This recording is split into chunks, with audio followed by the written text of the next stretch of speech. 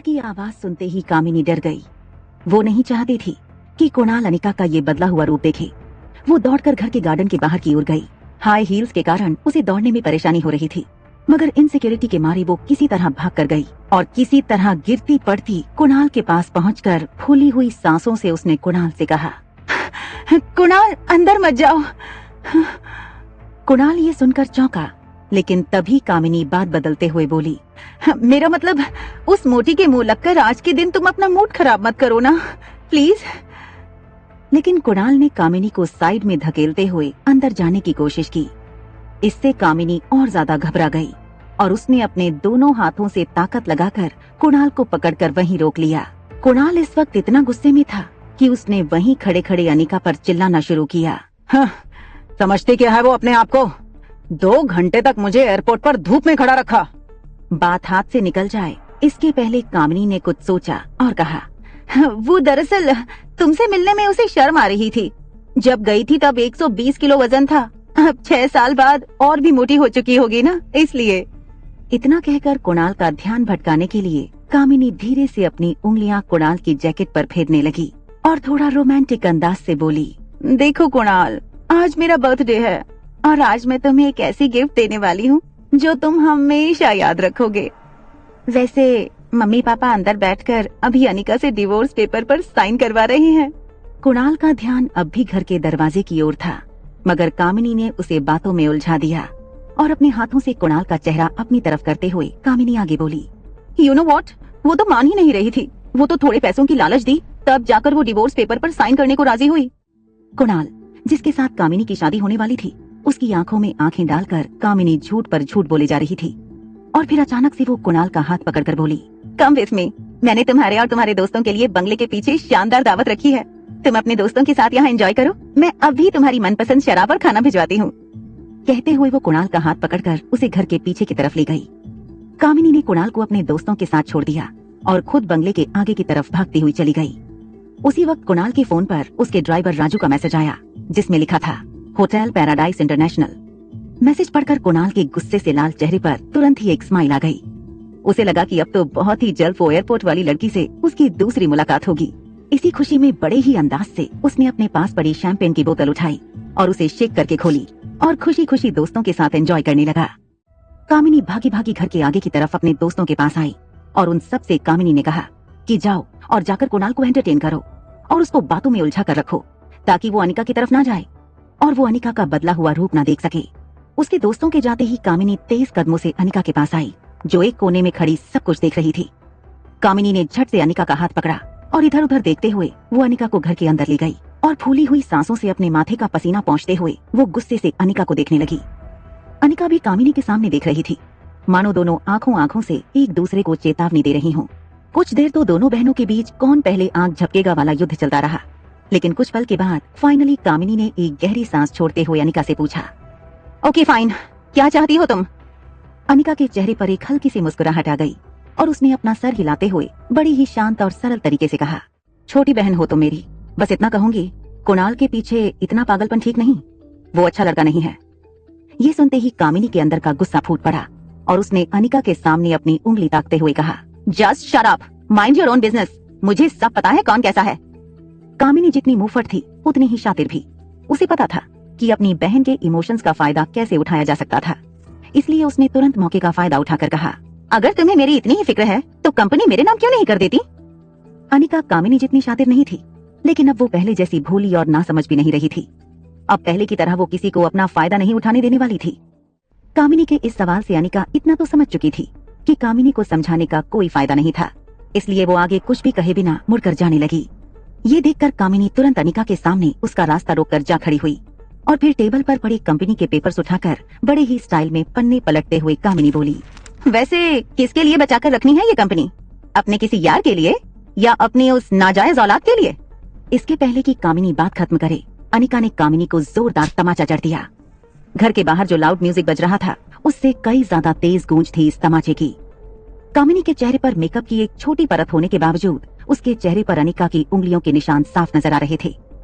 कामिनी का मुंह खुला और आंखें चौड़ी हो गई थीं। खबरदार अगर मेरी बच्ची को नाजायज कहा है तो जबान खींच लूंगी, and I mean it. Anika के लाल आंखों से आंसू कम और गुस्सा ज्यादा बह रहा था। अनिका को इतने गुस्से में पहले कभी नहीं देखा था कामिनी ने। बिना कुछ कहे वो चुपचाप अनिका का रास्ता छोड़कर साइड जाकर खड़ी हो गई। वो समझ गई कि अगर वो इसके आगे कुछ भी बोली तो अनिका वो सच में कर देगी जो उसने कहा था। अनिका गुस्से में अपना पर्स उठाकर बंगले से बाहर निकल गई। जैसे ही अनिका ने टैक्सी रोकी तभी वहां भागते हुए प्रीति आई। अनिका ने प्यार से प्रीति के गाल पर हाथ फेरा और फिर टैक्सी में बैठकर चली गई। टैक्सी में बैठकर अनिका ने पर्स से सनग्लासेस निकाले और पहन लिए। तभी ड्राइवर ने रियर व्यू मिरर से अनिका को देखा। सूरज भले ही ढल चुका था, लेकिन अनिका के आंसुओं का दौर अब तक नहीं ढला था। वो दुनिया में हर चीज से लड़ सकती थी, मगर कोई उसकी बेटी को नाजायज कहे ये उसे बर्दाश्त नहीं था। लेकिन इसके साथ ही उसके पास इस बात का भी कोई जवाब नहीं था कि रिया का बाप था कौन। अनिका की प्रेगनेंसी खुद अनिका के लिए एक अनसुलझा सवाल था। 6 सालों में अनिका आज तक उसकी जिंदगी की इस सबसे बड़ी पहेली को सुलझा नहीं पाई थी कि उसे किसी भी लड़के ने छुआ तक नहीं था, फिर भी वो कैसे प्रेग्नेंट हो गई थी। ये सब सोच ही रही थी वो कि तभी अचानक उसे कुछ याद आया। अनिका ने आंसू पोंछते हुए पर्स से अपना फोन निकाला और उसने अपनी फार्मा कंपनी के पुराने वफादार मैनेजर मनोज को फोन लगाया।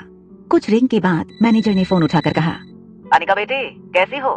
क्या बात है, आज इतने सालों बाद कंपनी की मालकिन ने इस मुलाजिम को याद किया? अनिका ने अपनी आवाज को साफ करते हुए कहा, नहीं नहीं अंकल, मैं तो सिर्फ कागज पर कंपनी की मालकिन हूँ। कंपनी के असली मालिक तो आप हैं। एक्चुअली अंकल, बस ये पूछने के लिए मैंने फोन किया था कि कंपनी ठीक तो चल रही है ना? मैनेजर ने थोड़ा उदास होकर कहा, बेटा यूं समझ लो, डूबती नाव में छेद पकड़ के बैठा हूँ, फिर भी सालाना 4-5 लाख का प्रॉफिट हो जाता है, जो मैं गौतम जी को भिजवा देता हूँ।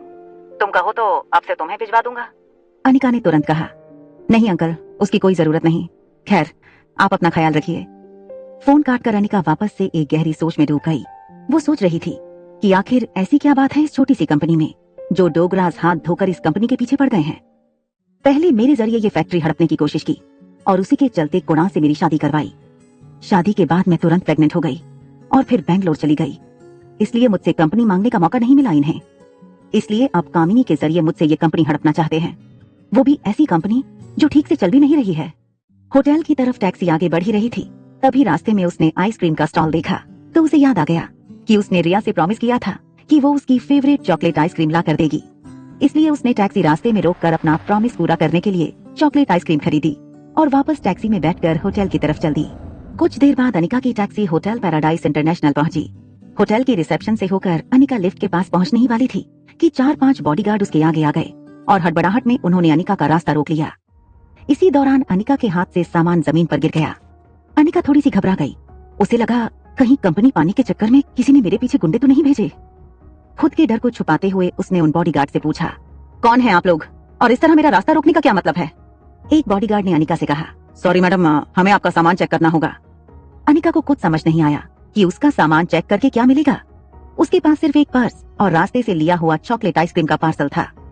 बॉडीगार्ड ने नीचे झुककर वो पार्सल जमीन से उठाया और उसे खोलकर चेक किया और फिर अचानक एक बॉडीगार्ड ने अपनी एक उंगली आइसक्रीम पैक में डाली और फिर वही उंगली उसने अपने मुंह में डाल दी और फिर अपने ब्लूटूथ पर किसी से बात करने लगा। Yes sir, positive, it is chocolate ice cream. Bodyguard की बातों से ऐसा लग रहा था जैसे अनिका के पास उसे कोई बॉम्ब मिल गया हो। ये देखकर अनिका हैरान थी और समझने की कोशिश कर रही थी कि आखिर ये बॉडीगार्ड्स कर क्या रहे हैं। तभी एक टॉल, स्मार्ट और हैंडसम आदमी उसके सामने आकर खड़ा हो गया। नुकीली jaw line, stubble beard, simple jeans और पोलो नेक टी शर्ट में रोहित मारवा हॉलीवुड के किसी हीरो से कम नहीं लग रहा था। अनिका ने रोहित की फोटो देखी थी, वो उसे तुरंत पहचान गई, लेकिन इस वक्त रोहित अनिका के लिए किसी गुंडे से कम नहीं था। अनिका ने बड़ी ही सख्ती से पूछा, excuse me, what nonsense is this? You can't do this to me, I will call the police. अचानक रोहित की नजर अनिका के चेहरे पर पड़ी। अनिका की गहरी काली आंखें, लंबे काले घने कमर तक के बाल और सिंपल पहनावे में निखरती उसकी खूबसूरती को देखकर रोहित एक सेकंड भूल गया वो क्या कहने आया था। तभी दूसरे पल को वो अपनी सेंसेस में आया और चेहरे पर बिना किसी भाव के उसने कहा, हाँ परफेक्ट, पहले खुद चोरी करो फिर खुद ही पुलिस बुलाओ। अनिका समझने की कोशिश कर रही थी कि आखिर रोहित बोल क्या रहा है। तभी रोहित ने अनिका को वार्न करते हुए आगे कहा, मुझसे और मेरे बेटे से दूर रहना। अनिका ने इरिटेट होकर कहा, एक्सक्यूज मी, मैं कब तुम्हारे पास आई? एंड लिसन, इस आलीशान होटल के मालिक होने का ये मतलब नहीं है कि तुम अपने गेस्ट के साथ ऐसी बदतमीजी करो। I can sue you in the court mister Rohit Marwah. Rohit Anika की ये बात तुरंत पकड़ लेता है और कहता है, आई न्यू इट। तो तुम जानती हो कि मैं रोहित मारवा हूँ और ये होटल मेरी है, तब तो ये भी जानती होगी कि मेरे परिवार वाले मेरी शादी करवाना चाहते हैं। लेकिन मुझे मेरे बेटे के लिए सौतेली माँ नहीं चाहिए। इसीलिए तुमने प्लान बनाया होगा कि पहले मेरे बेटे को फंसा लो, तो फिर बाप अपने आप कंट्रोल में आ जाएंगे। क्यों? होटल की लॉबी में मौजूद लोग अनिका को शक की नजरों से देखे जा रहे थे। अनिका अपनी इंसल्ट का बदला ले तो सकती थी, लेकिन रिया की सेफ्टी के लिए वो कोई तमाशा खड़ा करना नहीं चाहती थी, इसलिए वो ज्यादा कुछ बोली नहीं। रोहित जाने से पहले चुटकी बजा के अनिका को फाइनल वार्निंग देता है, stay away from my son. इतना कहकर रोहित मुड़कर जाने लगा। होटल के सभी लोग इस हद तक सकपका गए थे कि इतनी बड़ी होटल की लॉबी में इतने सारे लोगों के बीच सिर्फ और सिर्फ रोहित के जूतों की टॉक टॉक गूंज रही थी। रोहित भले ही अनिका से दूर जा रहा था, मगर अनिका का चेहरा उसके दिल पर छाप छोड़ गया था। न जाने क्यों जाते जाते उसको एक बार और अनिका की तरफ देखने का मन किया, और इसलिए मुड़कर अनिका को देखने जाता है। तभी सामने से सर्विस प्लेट ले जाते वेटर से वो जोर से टकराया और सारी प्लेट जमीन पर गिर गईं। रोहित ने वेटर को देखा और फिर अनिका को देखा और फिर सिर्फ सॉरी कहकर वहां से चला गया। बेहद गुस्से में अनिका ने लिफ्ट का बटन 5-6 बार दबा दिया, और जैसे ही लिफ्ट का दरवाजा खुला वो पांव पटक कर अंदर गई और सीधा टॉप फ्लोर का बटन दबाया। दरवाजा बंद होने ही वाला होता है कि तभी एक पांव दरवाजे के बीच में आया, जिसने दरवाजे को बंद होने से रोक लिया।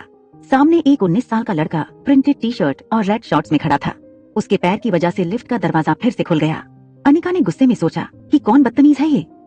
रिया की तरह इस लड़के ने भी कान में हेडफोन और हाथ में मोबाइल पकड़ा हुआ था। ये लड़का और कोई नहीं बल्कि रोहित मारवा का कजन भाई सनी था। सनी ने अपनी उम्र से ज्यादा मैच्योर आवाज निकालने की कोशिश की और अनिका से कहा, देखो दीदी, मेरे भैया आसानी से फंसने वालों में से नहीं है। बहुत लड़कियां आपकी तरह कोशिश कर चुकी हैं। अनिका का गुस्सा अब अपने पीक पर था। उसे समझ नहीं आया कि ये सब उसके साथ क्यों हो रहा था। तभी सनी ने अनिका के जख्म पर नमक छिड़कते हुए कहा, काफी लड़कियां ट्राई कर चुकी हैं ये वाला तरीका। Think something out of the box. In fact कई बॉलीवुड एक्ट्रेस भी भाई के साथ जान पहचान बढ़ाने के लिए अपनी शूटिंग मनाली में रखवाती हैं। मगर मेरे भाई बहुत स्ट्रिक्ट हैं, ना वो किसी के पास जाते हैं, ना कोई उनके और आर्यन के पास आ सकता है मेरे सिवा। अनिका के बर्दाश्त करने की लिमिट खत्म हो इससे पहले सनी ने अपना पांव लिफ्ट के दरवाजे से हटा लिया और दरवाजा अपने आप बंद हो गया। अनिका अब भी सोच रही थी कि आखिर ये उसके साथ हो क्या रहा था। दूसरी तरफ गुलेरिया हाउस में पार्टी लगभग खत्म हो गई थी। सारे गेस्ट जा चुके थे। कुणाल और उसके दोस्त बंगले के पीछे अपनी ही मस्ती में और फुल ऑन नशे में थे। वो शायद ये तक भूल चुके थे कि वो कामिनी की बर्थडे पार्टी में आए थे। कुणाल अब नशे में था और बेहद खुश था, क्योंकि वो जानता था कि कल उसकी मुलाकात फिर से एयरपोर्ट वाली लड़की से होगी। तभी वहाँ गौतम, कामिनी और मनीषा हाथ में डिवोर्स पेपर लेकर पहुंचे। कामिनी ने कुणाल को खुश देखकर उसका एक हाथ पकड़कर कहा, आई एम सो हैप्पी कि कुणाल ने पार्टी एंजॉय की। लेकिन कामिनी इस हकीकत से अनजान थी कि कुणाल एयरपोर्ट वाली लड़की और उसकी खूबसूरती के बारे में अपने दोस्तों से बात कर रहा था, और इसलिए वो इतना खुश नजर आ रहा था। तभी गौतम ने भी खुश होकर कुणाल से कहा, कांग्रेचुलेशन, आज कामिनी की बर्थडे के मौके पर मेरी तरफ से तुम दोनों को ये तोहफा। गौतम ने कुणाल को डिवोर्स पेपर थमा दिए। कुणाल ने जल्दी से पेपर्स लिए और गौर से देखने लगा, फिर खुश होकर बोला, थैंक यू वेरी मच। इस डिवोर्स पेपर को देखकर मैं बता नहीं सकता कितना हल्का फील कर रहा हूँ। I am a free bird again. Gautam ने भी मजाकिया अंदाज में कहा, but not for long time. जल्द ही तुम्हारी और कामिनी की शादी कर देंगे। ये सुनते ही कुणाल का मूड खराब हो गया। वो गौतम से रूडली कहता है, इसमें सिर्फ डिवोर्स पेपर्स हैं। जब तक कंपनी के पेपर्स नहीं होंगे तब तक ना मेरे घर वाले शादी करवाएंगे ना मैं करूंगा। कुणाल आखिरी पैग नीट पी लेता है और वहां से निकल जाता है। Hotel paradise. तिल मिलाई अनिका अपने कमरे में आई। अपना पर्स सोफे पर फेंककर पांव सेंटर टेबल पर रखकर सोफे पर बैठ गई। उसे ये समझ नहीं आ रहा था नीचे लॉबी में उसके साथ क्या हुआ और क्यों हुआ। उसने होटल बदलने का मन बना लिया और रिया को लेने बेडरूम में गई। बेडरूम का दरवाजा खोलकर उसने देखा रिया बिल्कुल शांति से सो रही थी। रिया को इस तरह देखकर अनिका का गुस्सा 1 सेकंड में शांत हो गया। वो रिया के माथे को चूमती है। तभी उसके फोन में एक नोटिफिकेशन आया। अनिका ने मोबाइल चेक किया तो देखा कि उसके डॉक्टर अमृता नाम वाले मेल बॉक्स में रोहित मारवा का मैसेज आया था। Want to meet you urgently. एक पेशेंट है जिसके दिमाग का ऑपरेशन करना है, जो सिर्फ आप कर सकती हैं। मैसेज पढ़कर अनिका को अपनी इंसल्ट का बदला लेने का मौका मिल गया था। उसने तेज उंगलियों से मैसेज टाइप करके बिना सोचे 1 सेकंड में बटन दबा दिया। वहां रोहित डॉक्टर अमृता का मैसेज पढ़कर शॉक हो गया। मेल में लिखा था, दिमाग का इलाज पहले आपको करवाना चाहिए। रोहित को समझ नहीं आया कि डॉक्टर अमृता जैसी बड़ी न्यूरोसर्जन उसे ऐसा क्यों कह रही थी। रोहित ने मेल पर कुछ टाइप किया, लेकिन फिर मैसेज डिलीट कर दिया और अपनी कंपनी के IT हेड सैम को फोन लगाया। रोहित काफी डोमिनेटिंग आवाज में कहता है, हेलो सैम। रोहित की आवाज सुनकर सैम को जैसे पसीने छूटने लगे। रोहित का प्रभाव कुछ ऐसा था लोगों पर कि अगर रोहित ने याद किया है तो जरूर कोई गड़बड़ हुई होगी हमसे। सैम डर से पूछता है, yes sir, anything I can do for you. Rohit Sam को सिर्फ इतना कहता है, मेरे ऑफिशियल मेल अकाउंट पर डॉक्टर अमृता का मेल आया है। पता करो वो मेल की लोकेशन कहाँ है। वो जहां भी होगी मैं उसे चार्टर फ्लाइट में जाकर मनाली ले आऊंगा। सैम के लिए ये काम आउट ऑफ ऑफिशियल वर्क था। वो हिम्मत करके जवाब देता है, सर एक्चुअली कोई नेटवर्क हमें अपने क्लाइंट का एग्जैक्ट लोकेशन नहीं शेयर करेंगे, इट्स इलीगल। रोहित कहीं नाराज ना हो जाए इसलिए खुद अपनी ओर से कह देता है, sir but give me some time, I will try and find out. निराश होकर रोहित ने फोन काट दिया। तभी उसके फोन पर सनी का मैसेज आता है, भैया come fast, Aryan is not well. Rohit उसी वक्त लिफ्ट की ओर दौड़ने लगा। होटल का स्टाफ रोहित को ऐसे भागते देख परेशान हो गया। रोहित ने लिफ्ट में टॉप फ्लोर का बटन दबाया, मगर आज उसे अपनी लिफ्ट की स्पीड बहुत स्लो लग रही थी। आर्यन पर जरा सी तकलीफ आए तो रोहित बर्दाश्त नहीं कर सकता था। जब तक लिफ्ट 24th फ्लोर पर पहुंचती है तब तक तो रोहित के मन में हजारों ख्याल गुजर चुके थे। फाइनली लिफ्ट का दरवाजा खुला। सनी दरवाजे पर रोहित का इंतजार कर रहा था। रोहित सीधा बेडरूम की तरफ भागा और वहां रोहित ने जो देखा वो उसकी समझ से बाहर था। आर्यन गहरी नींद में था और वो नींद में एक ही चीज बोले जा रहा था, मम्मा चॉकलेट आइसक्रीम, मम्मा चॉकलेट आइसक्रीम।